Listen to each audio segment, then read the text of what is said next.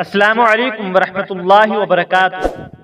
وہ کون شخص ہے جس نے غزوہ احد میں حضرت حمزہ بن عبد المطلب کو قتل کر کے رسول خدا صلی اللہ علیہ وسلم کا دل دکھایا تھا؟ پھر جنگ یمامہ میں مسیلمہ کذاب کو قتل کر کے مسلمانوں کے دلوں کو ٹھنڈا کیا تھا۔ وہ تھے وحشی بن حرب، جس کی کنیت ابو دسمہ تھی۔ ان کی طرف ایک بڑی دردناک داستان منسوب ہے۔ آئیے ہم آپ کو یہ داستان غم انہی کی زبانی سناتے ہیں۔ ابو دسمہ وحشی بن حرب بیان کرتے ہیں کہ میں قریش کے ایک سردار حبیب بن مطعم کا غلام تھا۔ غزوہ بدر میں اس کے چچا کو حمزہ بن عبد المطلب نے قتل کر دیا۔ اس سے میرے مالک کو بہت غم لاحق ہوا اور اس نے لات و عزا کی قسم کھائی کہ میں اپنے چچا کے قاتل سے ضرور بدلہ لوں گا۔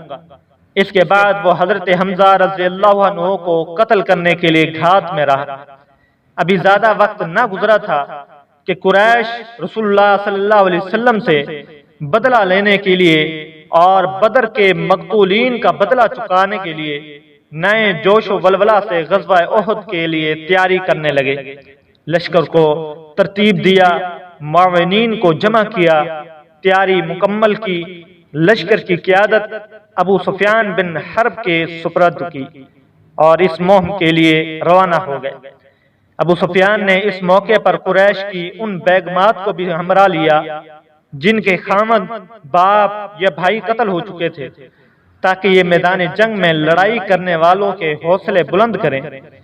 میدان سے بھاگنے کی صورت میں یہ بیگمات راستے میں کھڑی ہو کر انہیں آر دلائیں، غیرت دلائیں۔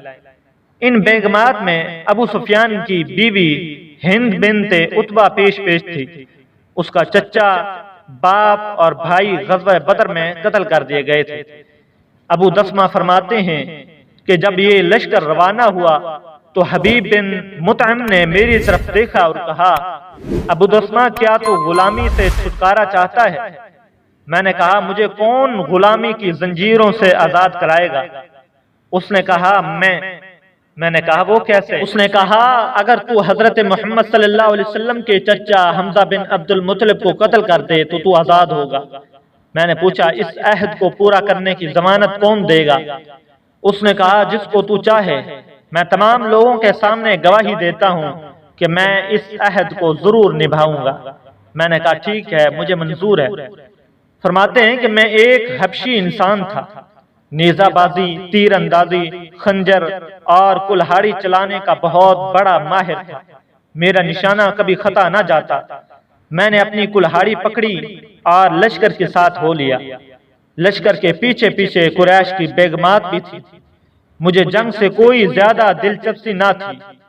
جب بھی میرا ابو سفیان کی بیوی ہندا کے پاس سے گزر ہوتا یا وہ میرے پاس سے گزرتی اور دھوپ میں میری کلہاڑی کا لشکارہ دیکھتی تو بے ساختہ پکار اٹھتی، ابو دسمہ آج مقتولین بدر کا بدلہ چکا کر کلیجہ کو ٹھنڈا کر دیں۔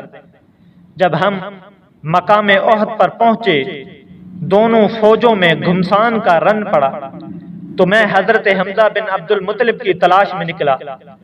میں اسے پہلے بہت جانتا تھا اور وہ کسی سے مخفی بھی نہ تھے، کیونکہ وہ ہر دم اپنی پگڑی میں شتر مرغ کا پر پیپس کیے رکھتے تھے، اور یہ اس دور میں عرب کے جنگجو بہادروں کی علامت ہوا کرتی تھی۔ تھوڑی دیر کے بعد میں نے دیکھا کہ امیر حمزہ شمشیر زنی کرتے ہوئے اور مد مقابل کو قتل کرتے ہوئے نیچے اتر رہے تھے۔ کوئی ان کے سامنے ٹھہرنے اور ثابت قدم رہنے کی جرت نہیں رکھتا تھا۔ وہ بڑی تیزی سے آگے بڑھتے جا رہے تھے۔ میں نے انہیں دیکھ کر ایک درخت کی اوٹ میں چھپ گیا۔ جو ہی میرے قریب آئے تو ان پر میں یکدم حملہ کر دوں۔ اتنے میں قریش کا شاہ سوار سبا بن عبد العزا میدان میں اترا اور پکارنے لگا، ارے حمزہ، میرے مقابلے میں آؤ۔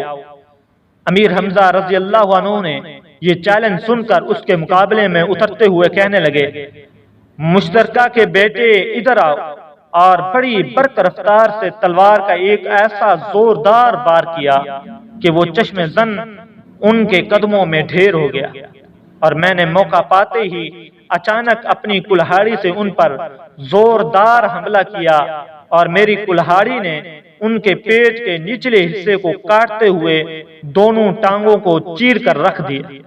میری طرف حضرت حمزہ رضی اللہ عنہ بڑے جوش قدم سے چلے، لیکن ٹانگوں نے ساتھ نہ دیا اور وہ وہیں گر پڑے۔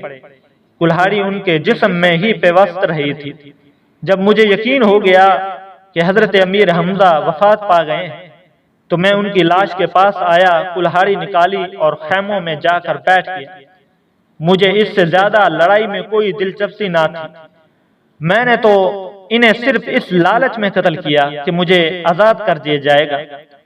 پھر اس کے بعد گھمسان کا رن پڑا، لڑائی کا تنور گرم ہو گیا، چیخ و پکار آسمان کو چھونے لگی۔ اصحاب محمد صلی اللہ علیہ وسلم لڑائی کی لپیٹ میں آ گئے، ان میں سے کافی تعداد میں شہید ہو گئے۔ اس نازک موقع پر ہندہ بنت عقبہ دیگر بیگمات قریش کو اپنے ساتھ لے کر مسلمانوں کی بکھری ہوئی لاشوں کے پاس گئی۔ انہوں نے ان کے پیٹ چاک کر دیے، آنکھیں نکال دیں، ناک کاٹ ڈالے، پھر ان کے ہار اور بالیاں بنا کر زیورات کی جگہ پہن لی۔ ہندا نے اپنا سونے کا ہار اور بالیاں مجھے دیتے ہوئے کہا، ابو دسمہ یہ تیرا انعام ہے، اسے سنبھال کر رکھنا، یہ بڑا قیمتی زیور ہے۔ جب لڑائی ختم ہو گئی تو میں لشکر کے ساتھ مکہ معظمہ واپس لوٹ آیا تو حبیب بن مطعم نے اپنا وعدہ پورا کرتے ہوئے مجھے آزاد کر دیا۔ میں آزاد تو ہو گیا، لیکن میں نے دیکھا کہ حضرت محمد صلی اللہ علیہ وسلم کی دعوت تیزی سے پھیل رہی ہے اور مسلمانوں میں دن بدن اضافہ ہو رہا ہے۔ حضرت محمد صلی اللہ علیہ وسلم کا پیغام چاروں طرف پھیلنے لگا تو مجھ پر خوف ہراس کے بادل منڈلانے لگے۔ مجھے اپنی جان کا خطرہ لاحق ہو گیا۔ میں مسلسل اسی حالت میں مبتلا رہا، یہاں تک کہ نبی کریم صلی اللہ علیہ وسلم فاتحانہ انداز میں ایک لشکر جرار لے کر مکہ معظمہ میں داخل ہوئے۔ یہ منظر دیکھ کر میں امن کی تلاش میں طائف کی طرف بھاگ نکلا، لیکن تھوڑے ہی عرصے کے بعد طائف کے لوگ بھی اسلام کی طرف مائل ہو گئے۔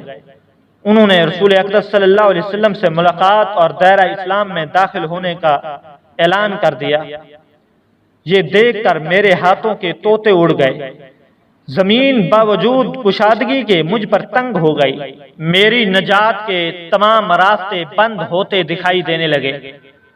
میں سوچنے لگا کہ اب شام، یمن یا کسی اور ملک کی طرف بھاگ جاؤں۔ باخدا میں اسی سوچ و بچار میں مبتلا تھا کہ میری حالت راز دیکھ کر ایک خیر خواہ کو مجھ پر ترس آ گیا اور اس نے کہا، ارے وحشی بن حرب، خدا کی قسم حضرت محمد صلی اللہ علیہ وسلم کسی ایسے شخص کو قتل نہیں کرتے جو کلمہ طیبہ پڑھ کر دائرہ اسلام میں داخل ہو جاتا ہے۔ اس کی یہ بات سن کر میں حضرت محمد صلی اللہ علیہ وسلم کی تلاش میں سوئے یثرب روانہ ہو گیا۔ جب میں وہاں پہنچا تو مجھے معلوم ہوا کہ آپ مسجد میں تشریف فرما ہیں۔ میں آنکھ بچاتے ہوئے بڑی احتیاط سے مسجد میں داخل ہوا اور آپ کے سامنے کھڑا ہو کر پکار اٹھا، اشہد ان لا الہ الا اللہ و اشہد ان محمدًا عبدہ و رسولہ۔ میں گواہی دیتا ہوں کہ اللہ کے سوا کوئی معبود حقیقی نہیں اور محمد صلی اللہ علیہ وسلم اس کے بندے اور رسول ہیں۔ جب آپ نے میری زبان سے کلمہ شہادت سنا تو اپنی نگاہیں میری طرف اٹھائیں۔ جب مجھے دیکھا تو نظریں دوسری طرف پھیر لی اور فرمایا، تم وحشی ہو؟ میں نے عرض کی، ہاں یا رسول اللہ صلی اللہ علیہ وسلم۔ آپ نے فرمایا، بیٹھو اور مجھے بتاؤ کہ امیر حمزہ کو تو نے کیسے قتل کیا تھا۔ میں نے وہاں بیٹھ کر پورا واقعہ بیان کر دیا۔ جب میرا واقعہ ختم ہوا تو آپ نے غصے سے اپنا چہرہ مبارک دوسری طرف پھیرتے ہوئے فرمایا، وحشی تم پر افسوس ہے، میری نظروں سے دور ہو جاؤ، آج کے بعد میں تجھے نہ دیکھوں۔ اس دن سے میں آپ کی نگاہوں سے ایک طرف رہنے لگا۔ جب صحابہ کرام آپ کے سامنے بیٹھ جاتے تو میں آپ کے پیچھے بیٹھ جاتا کہ کہیں نبی کریم صلی اللہ علیہ وسلم کی نظر مبارک مجھ بد نصیب پر نہ پڑ جائے اور اس طرح مجھے دیکھ کر آپ کو تکلیف نہ ہو۔ میں مسلسل اسی حالت میں مبتلا رہا، یہاں تک کہ رسول خدا صلی اللہ علیہ وسلم اپنے خالق حقیقی سے جا ملے۔ پھر اپنی داستان غم بیان کرتے ہوئے وحشی بن حرب فرماتے ہیں، باوجود اس بات کے کہ میں جانتا تھا کہ اسلام پہلے تمام گناہوں کو مٹا دیتا ہے، پھر بھی وہ گھنونا جرم جس کا میں نے ارتکاب کیا تھا اور وہ بڑی مصیبت جس میں مسلمانوں کو میں نے مبتلا کیا تھا، وہ میرے دل میں اتر چکی تھی۔ اب میں شدت سے اس موقع کی تلاش میں رہنے لگا کہ اس جرم کا کفارہ ادا کیسے کر سکوں۔ جب رسول خدا صلی اللہ علیہ وسلم کا وصال ہو گیا، حضرت ابو بکر امیر المومنین بن گئے، تو مسلمہ کذاب کے ساتھی بنو حنیفہ مرتد ہو گئے۔ خلیفہ اول نے مسلمہ سے جنگ کرنے کے لیے قوم کو جمع کیا، صحابہ کو جمع کیا۔ اس کی قوم بنو حنیفہ کو دین الہی کی طرف واپس لانے کے لیے حضرت ابو بکر رضی اللہ عنہ نے لشکر تیار کیا۔ میں نے اپنے دل میں سوچا کہ اب موقع آیا ہے، میں اپنے ارمان پورے کروں اور پچھلے سارے گناہوں کو اپنے اس جنگ سے دھو ڈالوں۔ پھر میں لشکر اسلام کے ساتھ ہو لیا، اپنی وہی کلہاڑی ہاتھ میں لی جس کے ساتھ سید الشہداء امیر حمزہ کو قتل کیا تھا، اور میں نے قسم کھا لی کہ یا مسلمہ کذاب کو قتل کروں گا ورنہ جام شہادت نوش کروں گا۔ جب مسلمانوں نے مسلمہ اور اس کے لشکر پر گلستان موت میں زوردار حملہ کیا، دشمن خدا کے گوشت کے ٹکڑے فضا میں اڑنے لگے۔ میں مسلمہ کے انتظار میں تھا، اسے ایک جگہ ہاتھ میں تلوار لیے کھڑا ہوا دیکھا اور ایک انصاری کو دیکھا کہ وہ بھی میری طرح گھات لگائے ہوئے کھڑا ہے۔ ہم دونوں اس کو قتل کر دینا چاہتے تھے۔ میں نے آگے بڑھ کر بڑے زور سے کلہاڑی چلائی جو اس کے بدن میں پیوست ہو گئی۔ اتنے میں انصاری نے اس پر تلوار کا وار کیا۔ اب خدا ہی بہتر جانتا ہے کہ ہم میں سے کس کے وار سے وہ واصل جہنم ہوا۔ اگر میرے وار سے قتل ہوا تو میں یہ کہنے میں حق بجانب ہوں کہ میں نے اپنی زندگی میں امت محمدیہ کے ایک پروقار شخصیت کو قتل کیا اور ایک بدترین خلائق کے شخص کو بھی قتل کیا۔ رضی اللہ عنہم ورضوا عنہ۔ اللہ تعالی صحابہ کرام سے راضی، صحابہ کرام اللہ تعالی سے راضی۔ عزیز دوستو، ہم آپ کے لیے اسی طرح اصلاحی اور اسلامی ویڈیوز بناتے ہیں۔ اگر آپ کو ہماری ویڈیوز پسند ہیں تو چینل کو سبسکرائب کر کے ساتھ میں موجود بیل آئیکن کو ضرور دبا دیں تاکہ ویڈیو کا نوٹیفیکیشن آپ کو پر وقت موصول ہو سکے۔ دعاؤں میں یاد رکھیے گا۔ اللہ حافظ۔